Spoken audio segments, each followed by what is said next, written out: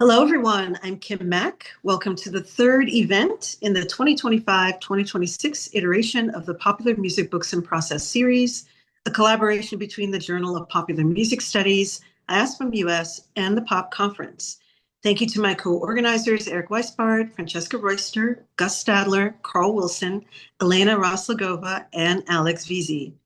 On November 5th, Dan Beck and Jerry Portnoy will be in conversation with Lauren Anke about their respective books.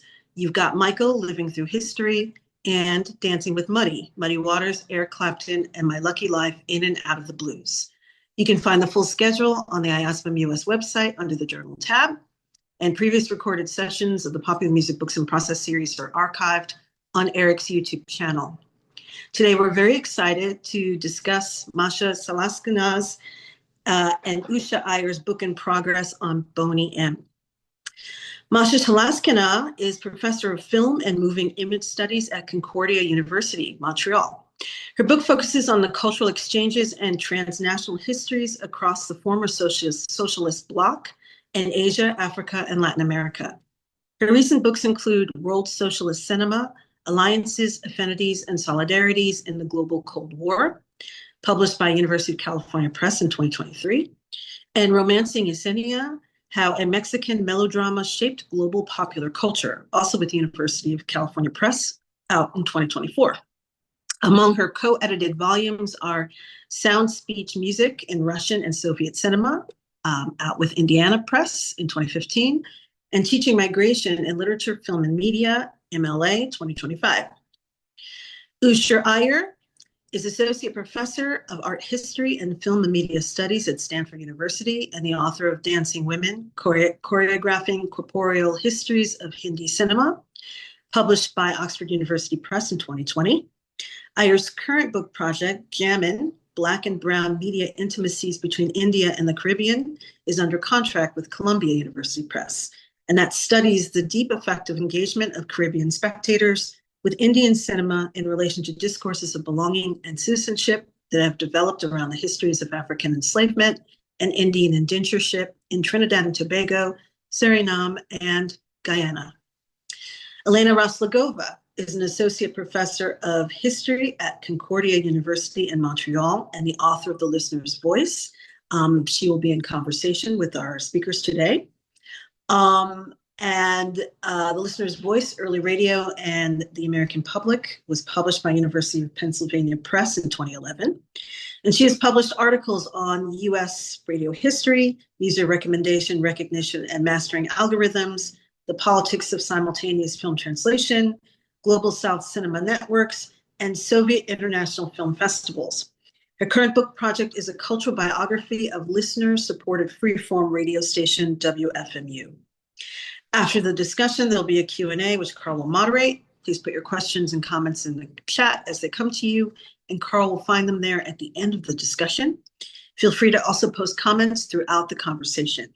So now I'm going to turn things over to Masha, Usha, and Elena, who will be moderating tonight.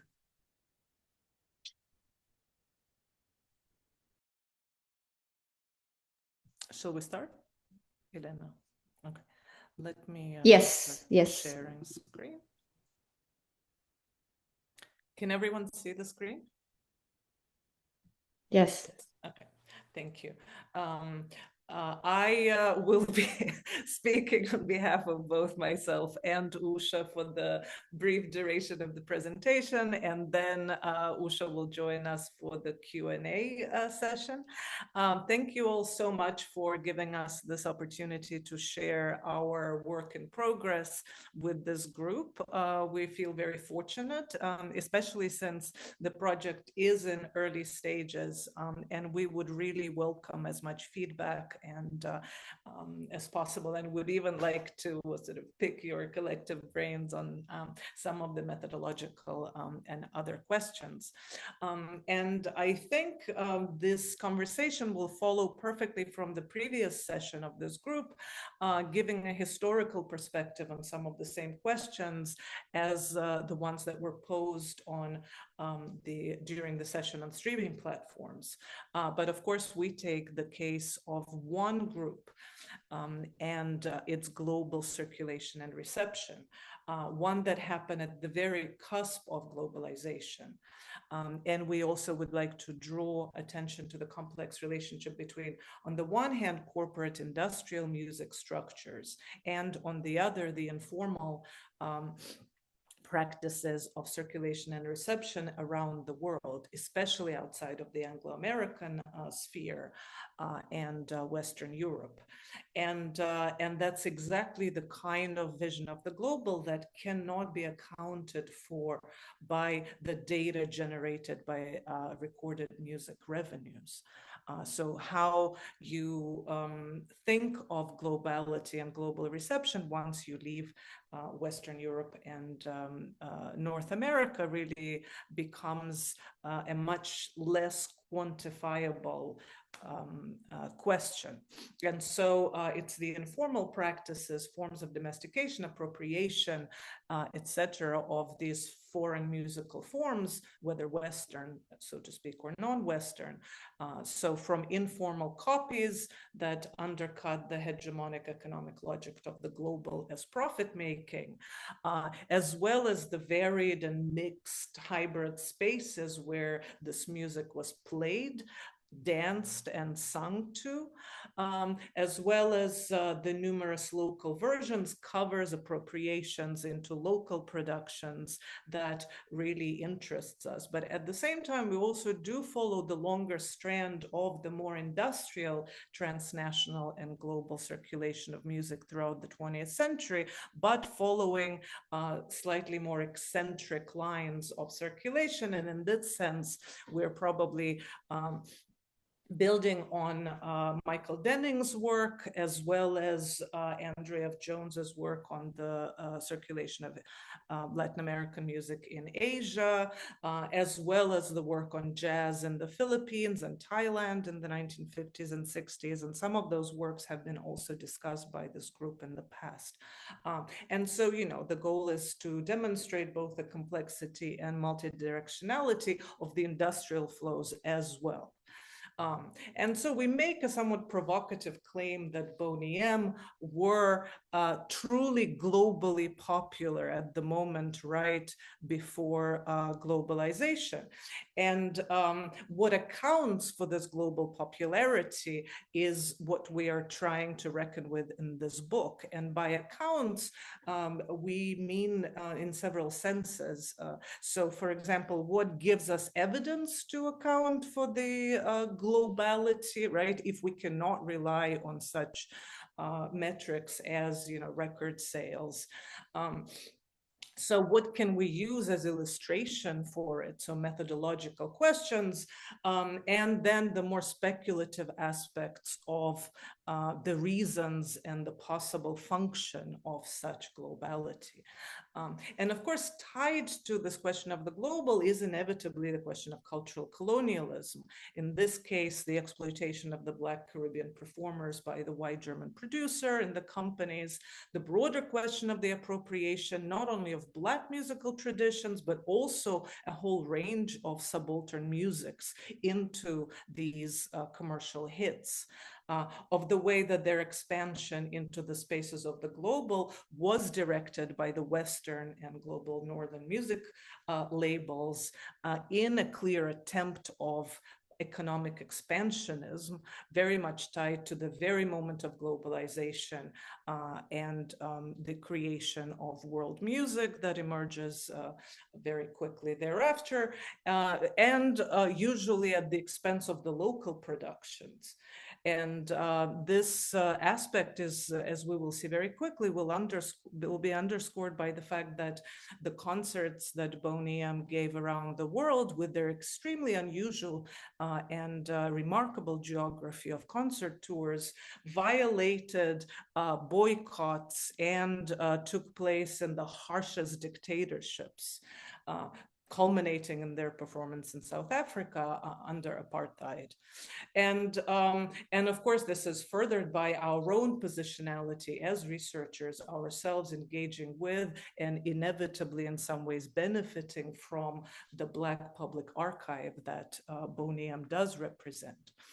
But without ignoring these crucial questions, we would like in the presentation today to focus on the multi-sited, multi-scalar circulation and reception of Boney M in a way that doesn't resolve these problems, but keeps them in tension. But what we hope is also demonstrating the active agency of both the performers and the global publics that love them so much. So just to give an overview, for those of you who were born and raised outside of the United States, and at least born before the 1990s, let's say, you probably don't need to be told who Boney M were. Since, again, there were exclusions to this global popularity, primarily the United States, just very quickly, Boney M were formed in 1975 in West Germany by music producer Frank Farian, who, having already recorded a popular disco studio produced tune, needed faces that could represent the band. And he did auditions calling on Black, mostly British models, dancers, and singers. And in the end, Boney M was formed by Liz Mitchell and Marcia Barrett, who were born in Jamaica but were living in the UK, both working in Germany, performing music. Maisie Williams, who was a model, also working in Germany, originally from Montserrat, via the UK, and Bobby Farrell, who was born in Aruba and was DJing and dancing mostly in the Netherlands. And it is this these four performers who became the face of the group. Liz Mitchell and Marcia Barrett did sing on the recordings. All four of them also did sing during live performances and concerts, but much of the work was studio produced by Farian and the group of other producers and disco technicians with a big overlap with the Munich scene. And this is not really the focus of our work, but it's worth noting nonetheless. So what we're interested in is to think of, what does Boney M represent as a form of global music, global popular before globalization. And here there's some ways that we approach this. And from what follows, I'll just give a very brief sketch, losing all the sophistication of analysis, but at least giving you an idea of some of the directions that we're looking at. So, how was this global imaginary produced? Insofar as, again, on the one hand, we really insist that the Boney M needs to be thought in the context of the Black Atlantic. And it is quite odd in the way that the critical reception of Boney M, especially in music scholarship, has been quite exceptional, where they've not been included in any kind of narrative, not part of German popular music, not part of disco music, mentioned at best, but also certainly not actively included in the archive of the Black Atlantic. So one of the questions that we're raising is how to think of the production of the global imaginary through this group. But that also includes lyrics and musical borrowings that laid foundations for most of their hits, because in fact there was even a song scout whose job was to go around and look for melodies. And some of you may know that a lot of the songs that Boney M recorded were covers, but others that were original included melodies from all over the world, therefore also producing a kind of a sonic global space of imaginary. All the lyrics, which refer to places around the world, English language, that is worth mentioning. And then finally, the imaginary of space as the kind of the ultimate level of the global scale. But then also, what does global mean in terms of the spaces of circulation and consumption? And here we're thinking about their tours and TV appearances, the kind of scenes to which they belong, even though, as we will show, they were really marked by absolute ubiquity and bypassing, in most cases, any specific music scenes, although discotheques and the versions of discotheques around the world really were part of this global reception and the imaginary of global disco, but then also forms of domestication and reappropriation. So local covers, versions, and remixes. And we couldn't play them here for you today for copyright purposes, but we have dozens and dozens of versions of Boney M songs produced in the late 70s and early 80s all around the world. And then on to the more contemporary use of Boney M in remixes and various remediations of their music. And that also opens it up to larger questions of mobile media as well as pirated media, because what we're finding is that the ubiquity of Boney M really resided in the way that their music all around the world was played in cafes, restaurants, karaoke parlors, parties, taxis, shopping mall, sort of by definition, the spaces of pop music. Right? And that was enabled by the portability of media, and that further then opened them up to a different level of globality through migration of people who carried this mobile media and recordings with them.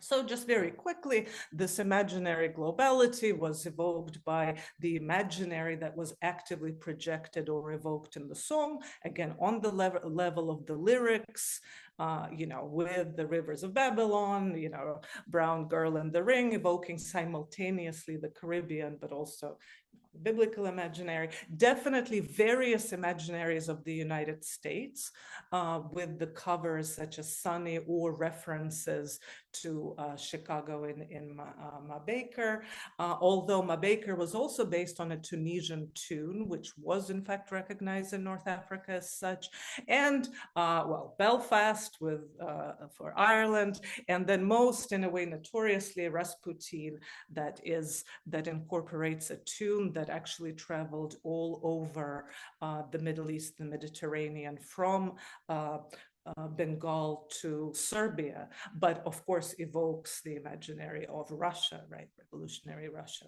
And so they played with the strange combination of, on the one hand, the exoticism, which could be the imaginary projected west for much of the world, or the imaginary projected east. And it is really this dialectic between the exoticism and the westernness and modernity that they projected, and specifically disco right at that moment in 1975, 76, 77, 78, while at the same time a certain sense of recognition that really was evoked by the use of traditional and folk melodies that then could be reenacted for the reappropriation and local receptions around the world.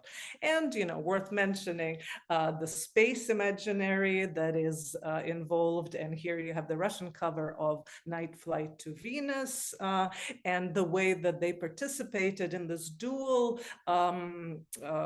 construction of, on the one hand, the specific space imaginary of Eurodisco, and on the other hand, the legacies of Afrofuturism. And that's, of course, a different level of globality, but in a way that was very deliberately evoked and played with.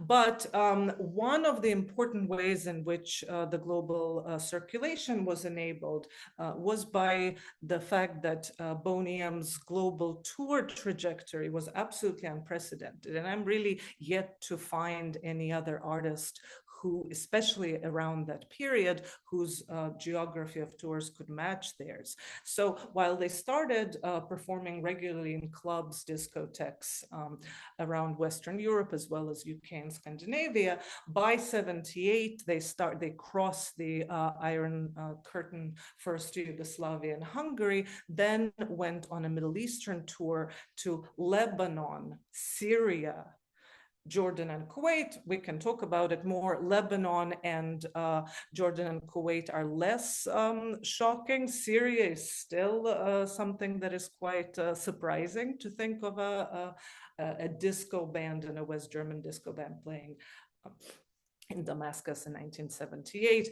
In 79, they went on tour to Hong Kong, Thailand, Singapore, Malaysia, and Indonesia. Also, I'd like to draw your attention to the fact that only Hong Kong was, let's say, liberal to the extent that it was state at the time. The others were different, varied forms of what we would think of right-wing military dictatorships.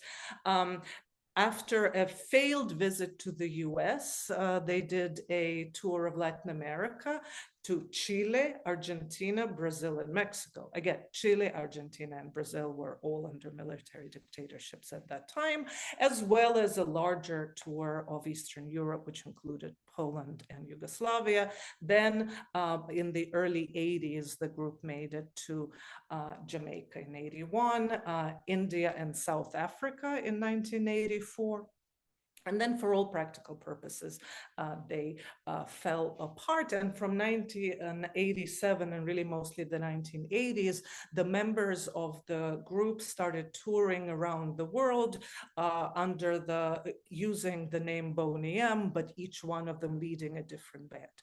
And that's where their tour geography expands to the point where it's basically impossible to find part of the world where they had not toured. They were the first group to play a concert in Mongolia after it became an independent state. And, you know, there are many stories about the tours of the kind of post-original lineup Boney M.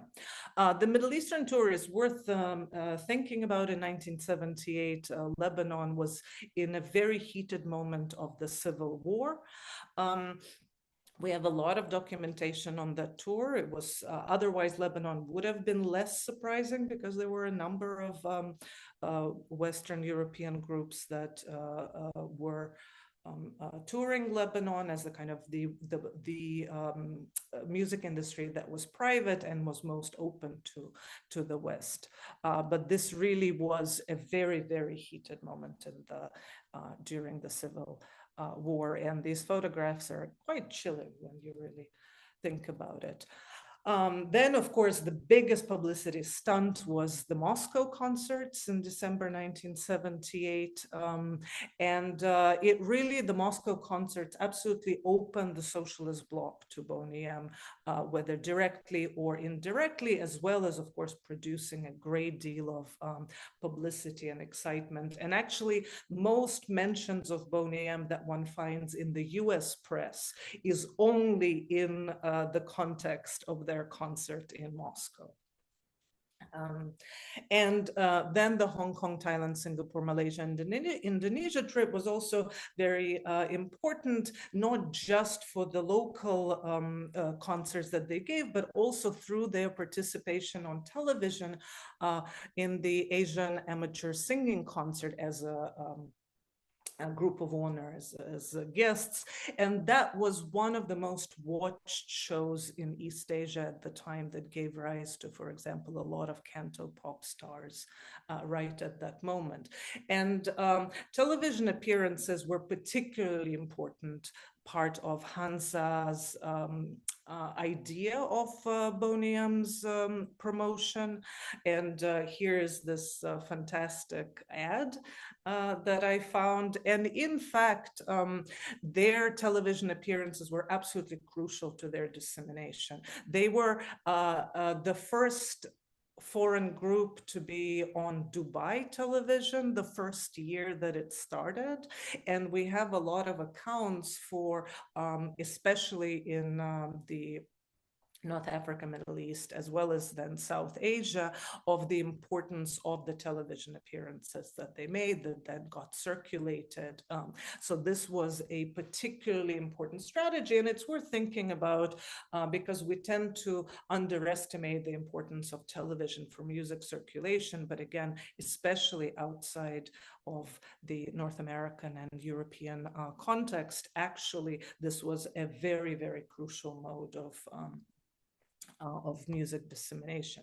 And then, of course, most of their music traveled and got around through informal means, through bootlegged copies, and that's where the tours were also important, because of course the concerts were recorded quickly. Again, bootlegs were sold, then copied, but also local versions were produced almost immediately. And here you have either the versions of their albums or local versions of their music. So you see here the example of both the Bengali version of their album and then an incorporation of their music into actually the first Indian disco album.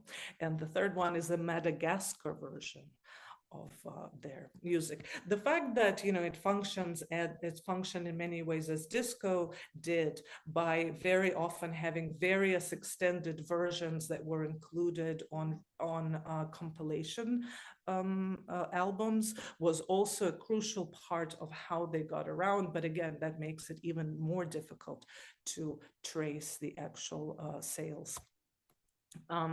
And again, their ubiquity and adaptability through social spaces really became quite remarkable. And this is where Usha and I are collecting personal testimonials of people who want to share their memories and experiences of Boney M.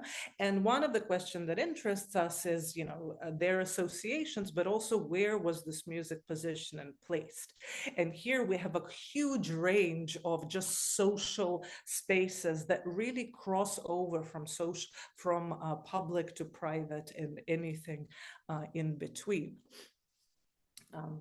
And this ubiquity really becomes one of the ways to connect to the globality.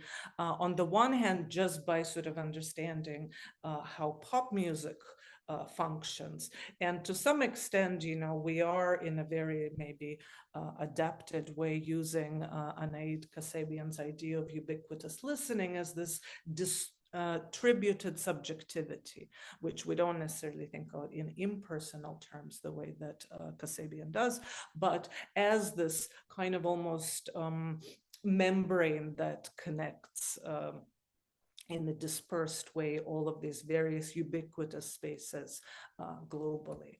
And in some ways, this project has become more and more about this crucial moment of global music industry and media industry more generally in the late 70s and early 80s, where on the one hand, the technological developments allowed simultaneously, and it is at this moment where these technological developments really reached mass consumption outside of Europe and North America, where of course they happened earlier, but enabled the mobile, portable, and pirated media explosion, the ubiquity and the wide circulation. But it is also the moment in much of the world outside of Europe and the United States of the crisis of the state-centered models of media industry, including music industries, and their radical transformation. And that opening is where Boney M so successfully stepped into to a variety of effects, and some of them really had more to do with this new opening to cosmopolitan new hybrid forms, and others in a much more let's say negative way, directly linked to new forms of privatization and neoliberal subjectivity as part of the globalization process, but in a way that really was quite contradictory. So on the one hand, this easy mobility of production, circulation, and reproduction of music really meant reaching into the broadest areas, social and geographic spaces, including places with limited electricity. That was quite a deal breaker. And at the same time, this ability to reproduce and circulate outside the sort of hegemonic structures, whether those were corporate or government controlled, also enabled for a particular form of, again, ubiquitous presence. And then finally, the fact that this is also the moment of globalization that also triggers an increase in global mobility and immigration also meant that the diasporic communities to which both Usha and I belong, brought in a way this media with them, as cassette tapes. And then they entered into the broader migrant spheres. And here I have a quote from Will Straw that I think really captures that, again, adding to a different level of, let's say, global circulation. So I think I will stop here and stop sharing, and I'm sure a lot of things can come up during the Q&A. Okay, thank you, Masha. I think my first question for you guys is, how did you start on this project and how did you find each other, both personally and methodologically? It seems very lucky confluence of events. Do you want to take that, Masha? You can go. I mean, we haven't been asked that question, so we might even have different responses. And we are in the very early stages of co-writing this book. But both of us, like Masha said, belong to diasporic communities, come to the US really for higher education. And then as film scholars invested in the global popular and really thinking about the afterlives of internationalism from the late 20th century to this moment of neoliberal globalization, what happens to media. I think we found each other's work through those interests. But then at SCMS, I think we were sitting in a cafe once and somehow Boney M came up, and then we discovered our shared passion and interest in thinking about them. And we say in the introduction, this is not necessarily a book that's born from a place of fandom, as some books can be, but actually a really deep and profound interest in thinking about the global outside of North America. And so it really brings up a whole other set of questions.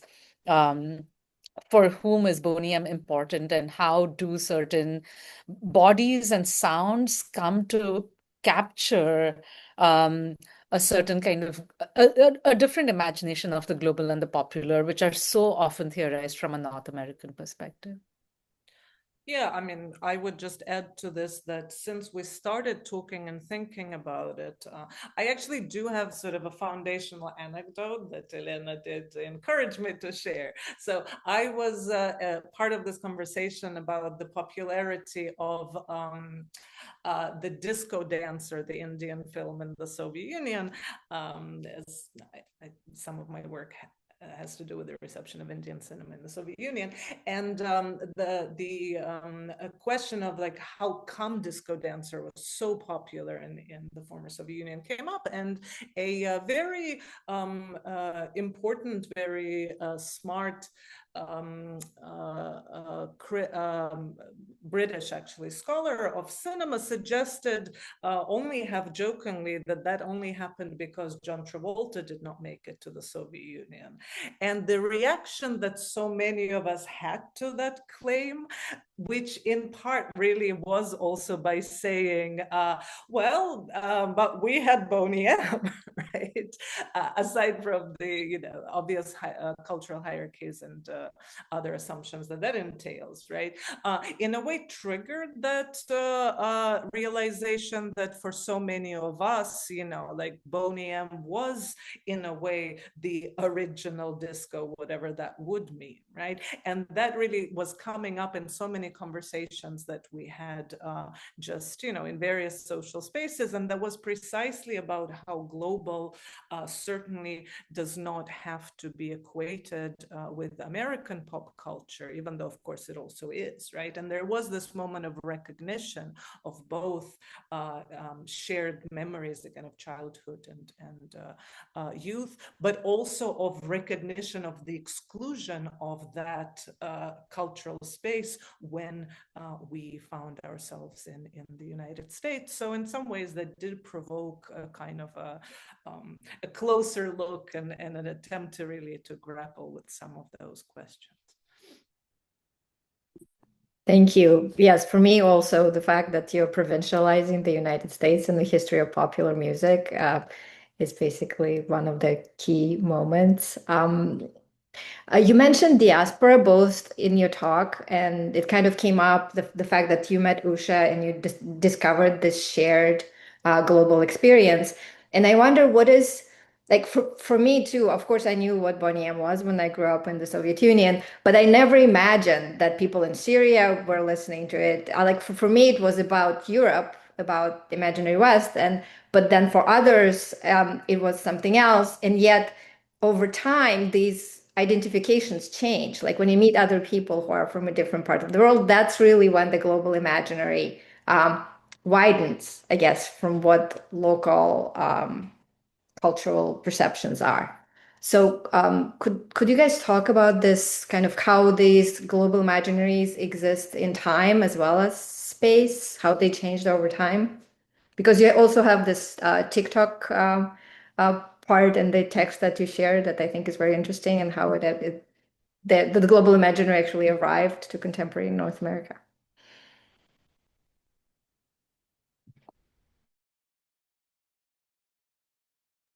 I think Do you want to answer? More on the contemporary side of things. Do you want to take it on? Or? Sure. I mean, I was thinking there is and I think again it's addressed in the introduction. The US kind of discovers Boney M through TikTok and through Rasputin and Just Dance.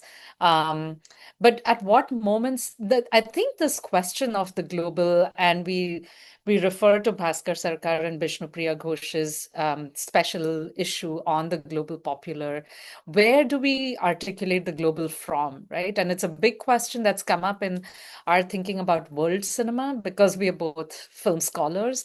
World cinema is both supposed to be an all-encompassing term, and actually yet in its practical teaching, in the way that curricula are organized, it follows the West and the rest kind of logic. So there is the stable center of the disciplines, and then the rest is world cinema or world music or world cuisines, etc. So the question of the global and how it's a constantly shifting category depending on where you're looking from. And then really the important question about how does the global get articulated through Boney M in the 70s and 80s, before social media, before this moment of also MTV coming to many parts of the world, right? I feel like my musical map completely shifted after 1991 when India opens, quote unquote, is forced to deregulate its economy and allow multinational media corporations entry. And then Boney M gets pushed to the wayside. But Boney M is a central part of our 80s access. And we get it through cassette tapes that an uncle working in Riyadh in Saudi Arabia brings to us, right? So, and these compilations are then copied and circulated. So we're actually really interested in that earlier moment of pre-MTV global circulations. Yeah, and I just want to add that I think, even in historical terms, so in the 1970s and 80s, when Boney M arrives at these different locations, I mean, methodologically, of course, it is always a kind of a complicated dance of specificity, cultural, political, and in other ways of the local reception with these imaginaries of the global. But I think in every case that we have looked at, it is always in a way like a dialectic of what is the degree to which listening to Boney M, dancing to Boney M, singing Boney M becomes in every location an act of imaginary belonging to a different globality, but this globality is imagined, implicitly or explicitly in different ways at different moments and in different locations, right? So in that sense, it is definitely also about these different imaginaries of, whether it's the West, the United States, or, global Blackness, or any other sort of possible combinations of, again, the interaction between the local positionality and what is this global community to which people belong and desperately want to belong by embracing this music, dancing to it, and literally embodying it, because it certainly was in most accounts a very embodied experience, right? And in karaoke parlors as well. So I think the globality is already there, not as a kind of abstraction, but as an aspiration in most cases. But what it means is so different, and the meaning shifts not just from place to place, but definitely in historical terms by all means. Talking about live happenings, live performances, do you want to speak more about the tours and the way they functioned in different localities, but also with the rendering of the voice? Because I know, like, with performances on BBC, it was live, and then in other cases it was singing to a tape. And then the dance is really important, the way it operated in different localities. Do you want to speak to that? Yeah, I mean, that's again another sort of methodological complication. Really, Boney M were quite exceptional in that they combined very different forms in their performances, very different forms of delivering, right? This essentially studio produced music, right? That in some forms, when it's circulated through recordings, is just studio produced. But because the tours were so important, and the tours were really quite a remarkable combination of live performances, and that included sometimes up to 30 musicians on stage, but also backed up by synth produced work that was done in Germany. And then with television performances, very often a combination of both. And Top of the Pops is its own, because of its own let's say tormented history with the question of whether the music had to be pre-recorded the day before, or etc. That kind of brings it into relief in a way. But that is something that was happening at a lot of these locations. So definitely the sound of Boney M was quite different depending on them.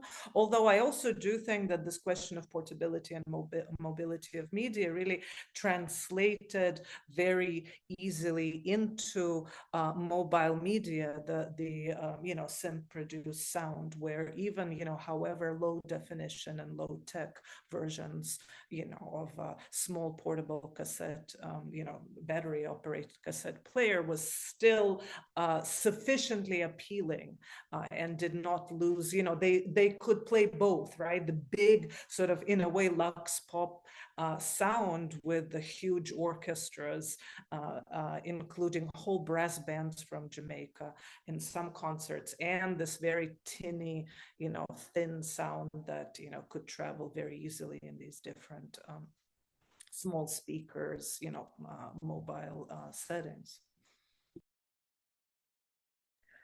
All right, thank you so much. I think it's time to turn to Q&A because we have a lot of questions. Hey, this has been wonderful. I grew up with Boney M in Canada being extremely popular, to my mind, as popular as ABBA, and I actually only in recent years have realized that how little that was exactly the same in the US. So this is all really fascinating. So we have a bunch of questions. Jack Dubowski, you have a couple of questions, but maybe start with the first one.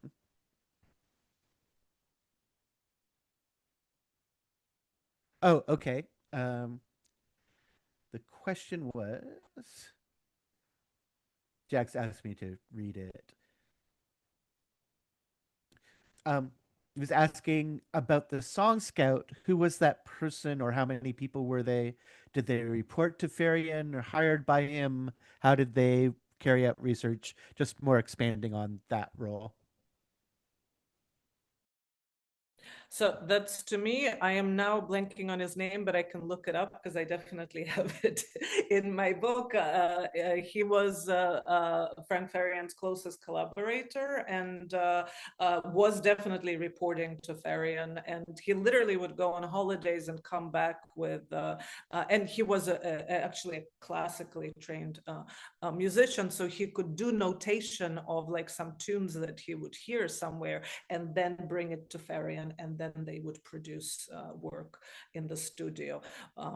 And actually, he wasn't in the slides. If I could go back to the slides, I'll find him. Anyway, I'll put it on the chat. So it's a well-known fact, and he's still alive and has been interviewed many times. No, not Menke. I'm gonna look it up because I feel really embarrassed that I forgot his name. Do you want to go with the other questions about the? Yeah, I mean, just to follow that up a little bit, like, are there specific songs that you can give examples of where there were incorporations? Well, Ma Baker and Rasputin are the two most famous ones, right? Because those are very identifiable. One came from Tunisia, the other one was heard in Turkey, but then it turns out, and there's been published work on it again, it's a tune that, in fact, has different names in different parts of the Mediterranean world, right? But that, again, came to Farian via Turkey. And then if you look at their albums, something like 90% of them are covers. And then, of course, there are a lot of Jamaican tunes and Caribbean tunes more broadly. And those were brought by the members of the group. Those were not necessarily scouted because they were actively, and they talk about it quite often in the interviews, you know, that they were very eager to actually integrate Caribbean music into the repertoire. And sometimes it was done by taking whole, you know, so Brown Girl in the Ring is actually a children's song, like a nursery rhyme. And, you know, the others, you know, are versions, right? You know, obviously Rivers of Babylon is the melodies. And so there are many versions like that. But even again, the original works, such as, you know, Rasputin, have those incorporated. And then it becomes, so there's a very strange thing that happens that, for example, Rivers of Babylon, I came across this material in Czechoslovakia. There was a Czech version, because again, there are versions of everything, of Karel Gott, a very famous Schlager performer in the Eastern Bloc, did a version of Rivers of Babylon with the wind section kind of expanded. And then in the music press in all of the Eastern world, they were deliberately making connection to Schlager, Eastern European Schlager tradition, and even like polka music that people were hearing back. And this is where, again, you know, it becomes, so some of it was very deliberate on the part of Frank Farian and his team to really make this international sound, because that's what they were making, right? Like they were deliberately making an international group. And then some of it becomes a question of local projections and imaginaries. And I can't tell you how many Turkish friends of mine insist that no, Rasputin is a Turkish song, you know. So again, so some of it is easier to trace, and other times it becomes just by virtue of orchestration changes, you know, and other more subtle ways. Great, thanks. Chris, you had a question about Milli Vanilli as a comparison. Yeah, I've just always been fascinated by Frank Farian as a musical character and the compare like obviously the Milli Vanilli story's been told a million times and they got in a ton of trouble. You know, the Grammy was taken away. And there are certainly some similarities with Boney M and that Frank Farian was the producer behind all of that. Obviously the racial and gender dynamics are different. But I'm curious if you've thought about drawing any comparisons between those two.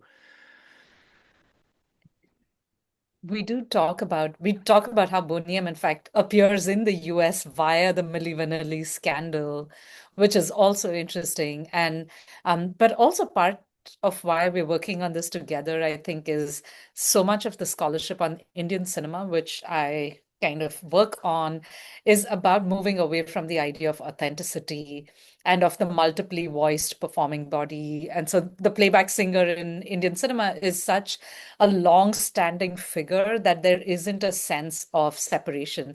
And the audience completely knows who's producing the sound and then who's kind of performing it on screen. So we're hoping to bring, and actually that's the sort of thing we do want feedback from all of you about. I mean, we're coming to so much of this as audio visual scholars, right? So we're also thinking about the performing dancing bodies on stage and the racial component of that, so that there is both a sense of agency in the performer and there is this behind the scenes kind of voice. And as you say, the gender and racial aspects are absolutely central to that. But to move away completely from the question of is this authentic or inauthentic, and instead to think about the valences of its kind of circulation and reception. Cool, thank you. Alex, you're up next with your Eurovision question. Hi. Yeah, this might be a bit of an ugly American question. I was just trying to I know a little bit about Boney M, but I was trying to sort of get my way into into this very interesting project.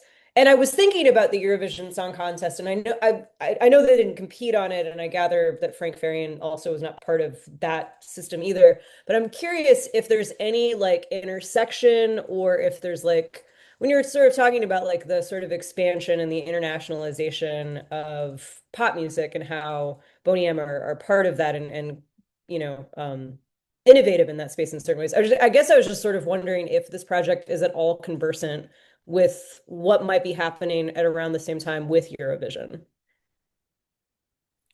I could, sorry. I can take this on. Funny enough, the story that becomes much more relevant is that of the Eastern European cousin of Eurovision, Intervision. And that's the Sopot festival where Boney M made an appearance. And actually, if you go on YouTube, that is the most circulated video of all of them that exist. So what's funny is that unlike ABBA, obviously, and I know there's a question about ABBA and we can get to that, but you know, the Boney M became the stars of Intervision and not Eurovision. And this was actually true of Farian's, and this is also like Milli Vanilli question is another way to address it. Farian lost interest in Boney M pretty quickly. He moved on to his other acts, and his next biggest act, as well as, you know, Wilson Precious successes, was actually Modern Talking, which was a German Euro pop band that was huge all over, not just socialist bloc, but also East Asia, Korea, Japan, and China. So he moved on already in the early 80s, and then, you know, eventually like kept trying with Milli Vanilli to like do something that would break into the US market. But he was not part of the network either in the 70s or in the 80s that was part of Eurovision. And Boney M did perform at Sanremo in Italy, which was of course another hugely important center for European music, especially Southern European music circulation. They were guests there in I think 82, but Eurovision was a different kind of formation. Thank you. And from there, we'll move to the ABBA question. Chris Malanfi. Hi, can you guys hear me? I ask because I'm on a train and frankly, my signal goes in and out. So if I suddenly stop dead, you'll know why. Basically, you know, when I think of Boney M and I'm thinking about what you all are covering with this project, I think of ABBA insofar as, you know, you've got two groups roughly contemporaneous. They both have much greater success across Europe and around the world than they do in America. ABBA had multiple top 10 hits in America, but Benny Andersson was famously quoted as saying, "America was our only failure," because comparatively they didn't have the hit density in America that they did everywhere else. They are related and adjacent to disco, but not of disco. They're informed by disco. They're fundamentally Europop, I think we can say. And as you all were talking, I was thinking that there's something in both of these groups rising when they do, and asserting a non-American, non-British, polyglot global form of pop hegemony, I guess, for lack of a better term. And I wonder if that's an angle you guys have explored.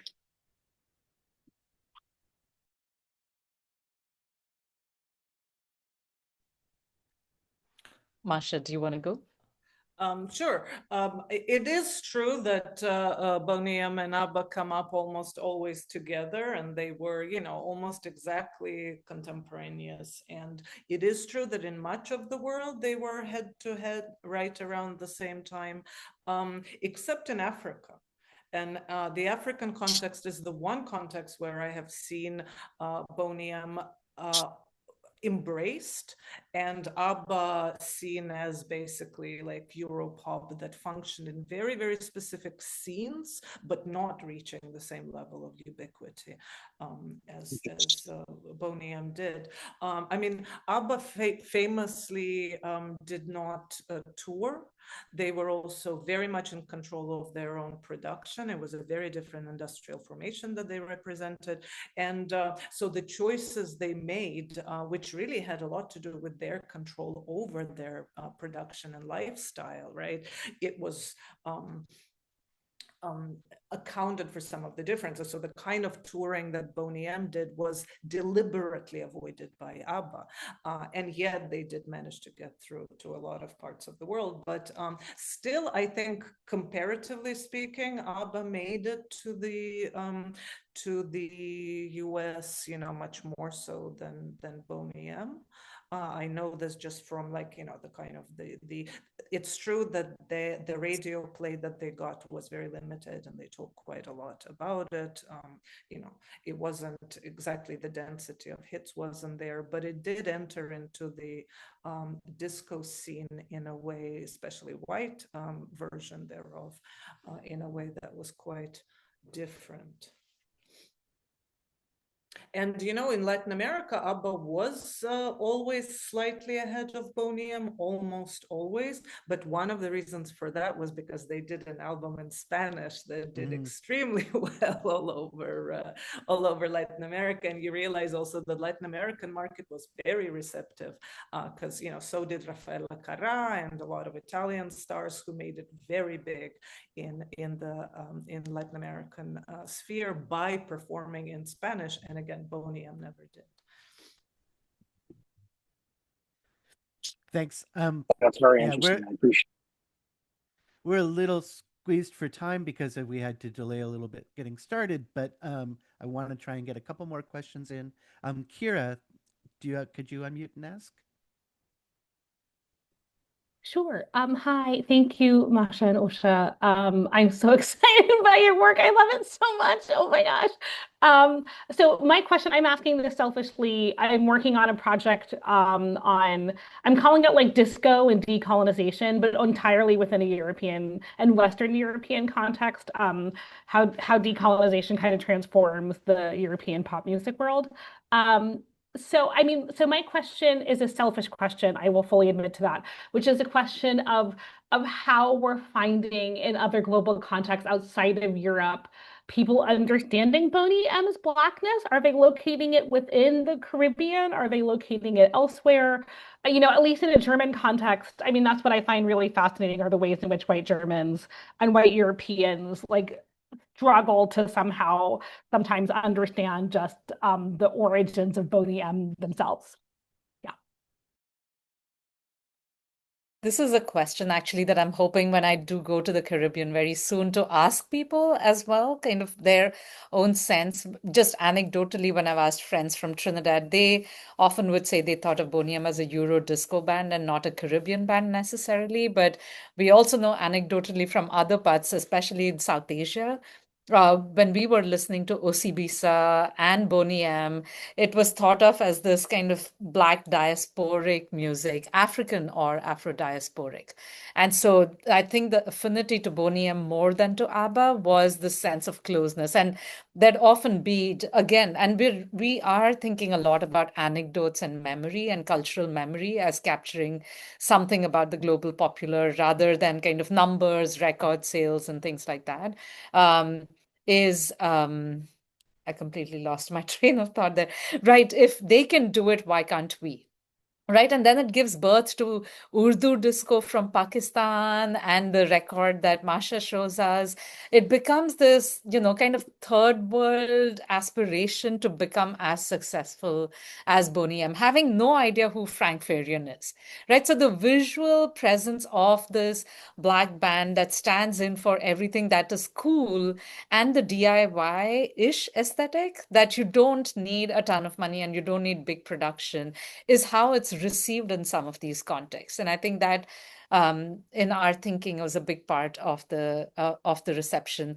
Also, because there were so many questions about queerness, we are absolutely thinking about that as well. It's come up in the chat, but again, global South notions of queerness that are more expansive and very different than the kind of spatial location necessarily of the discotheque or kind of gay bars. But we're actually thinking about why so many aunties loved Boney M and why house parties in contexts that you would not imagine them kind of embrace Boney M happily, right? So what is this other kind of publics that it produces? And unlike the tight coupled formation of ABBA, Boney M is a more disaggregated, the three women and a man kind of formation also is something that we're trying to read. But Kira, we'd love to keep talking with you. No, absolutely. And I actually been looking just now recently in the context of Brazil, where, of course, the question of like how Blackness is read becomes crucial, because actually from that tour that they did in Latin America in 1979, Brazil was the most, Mexico and Brazil were the two places where like there was the most resonance. And of course, Brazil at that point, it was sort of soft years of dictatorship, and there was a thriving Black disco scene and funk disco scene, very much tied to Black and queer sexuality, different than in the US, but definitely very racially self-aware. And so it's interesting how Boney M in Brazil was read simultaneously in these different contexts, in the kind of aspirational middle class pro-US, but sort of just not necessarily all white, right? But, like the kind of proto-neoliberal pop music context versus a very, very racially and queer charged disco scene in Rio, for example. So it really becomes a very interesting question from specific place to specific place. And with queerness too, like, for example, I talked to some friends in Mexico who were saying, because of the television appearances, and of course, Bobby was the centerpiece of all the television appearances, that straight men were having conversation about what it means, like, how you can have a different version of masculinity. So it wasn't, within the straight community, it was having an impact, while for sure within the queer community, it was like read as, as recognizable. But like it did like trigger conversations about sort of, the versions of masculinity that he represented, not just in the queer context, but in destabilizing norms of self-representation. Fantastic. I'm going to try and squeeze one last question in. Linda, would you be able to unmute and ask your English language question? Hi, yeah, thank you. This was really lovely. And the question I had was just, it's actually connected to some kind of like an anecdote I had about like a cousin of mine that lives in India was like, oh, I got into this pop singer. I think you would really like her. Like, you already know her. And then I realized that when we're talking, she's actually talking about like a pop star who's like from Belarus. But, because the song was in English, she just assumed that like, oh, okay, my American cousin's gonna know about this. And like it was an interesting moment too for me, but I was just wondering more with Boney M, like people who like what do they when they're consuming this English language music, like what does that do as like a style? Like as an aesthetic, like even the same way you would have like English language graphics, but then, not really know what the words mean or have a different relationship to like this, like what they mean for you. Yeah. So, and if they had songs in other languages. No, they didn't have songs in other languages, and the choice of English was very deliberate. And it's very funny because I've also read like some actually music critics in various places writing about how well, it's clear that the English is German English, but they're actually native. I mean, they speak Pidgin English in some cases, right, and Jamaican patois, but these were native English speakers actually. I mean, other than Farian doing the male part of the voices, and also like deliberately engaging with the lyrics. But there is, I think, like a kind of perception of non-positionality of the or non-positionality of the English itself, right? That it is not easy to say, and in that sense it also becomes like a version of global English that is much more easily absorbed as again, some kind of globality. But I think but that's where versions become very interesting, because almost all the versions that I have come across, especially the ones that, so in that sense, I guess not covers, but are within a local language. So, and in many places, the covers, again, or versions in the local language become as popular and sometimes even more popular than the Boney M originals. In most places, I mean, I think in all cases they were understood as covers, right? I think most people knew that this was a cover of, a band, even if people, like very often people didn't even know the name of the band, right? Like that's again the kind of ubiquity of pop music, but the song was recognizable, but the song in the local language, and sometimes there were like parodic humorous version, like I have a humorous version from Iran, I have a humorous version from Egypt, I have anecdotes of various locally DIY produced humorous versions from the former Soviet Union. There's, of course, what is a dentist of, there was a UK sort of spoof on the rivers of Babylon. Anyway, but so these kinds of, I think it's in that process of appropriation and sort of domestication where local languages really start playing a very important role in making this music sort of one's own and infusing it with other cultural, significations. And that happens again, surprisingly frequently from what I've been finding. The other aspect of around the language question, Linda, is how danceable this music was, right? And how it was thought of as dance music. So it wasn't as much the intelligibility as the kind of moving to the rhythm and it becoming a familiar that you don't need to absolutely understand necessarily the language of. And it's also important that this is that moment before world music comes to many of these markets. So the reception context is already kind of primed to think about global music necessarily as English music. What is the music that actually can travel to all of these parts of the world, right? But I think something that we are very interested in thinking about is the dance aspect of the reception of Boney M. So it's an embodied reception rather than necessarily always singing along with. No, I think that's great. And I also think even just what you said, I like the idea of English as a language that you don't really have to listen to, or like it actually doesn't really matter. And so it creates this sort of like environment of, yeah, like ubiquity, like it can kind of fade. But then it like domesticating the songs makes it have meaning again in the different forms. But thank you both. Great. And we'll have to leave it there. I want to thank Masha and Usha and Elena for a fantastic session, and all of you, and let you know that we'll be back on November 5th with Dan Beck and Jerry Portnoy, kind of an unusual session of kind of music industry insiders talking about their experiences in their new books, working with bigger stars. So hopefully you'll join us then. And thanks everybody, and have a good night.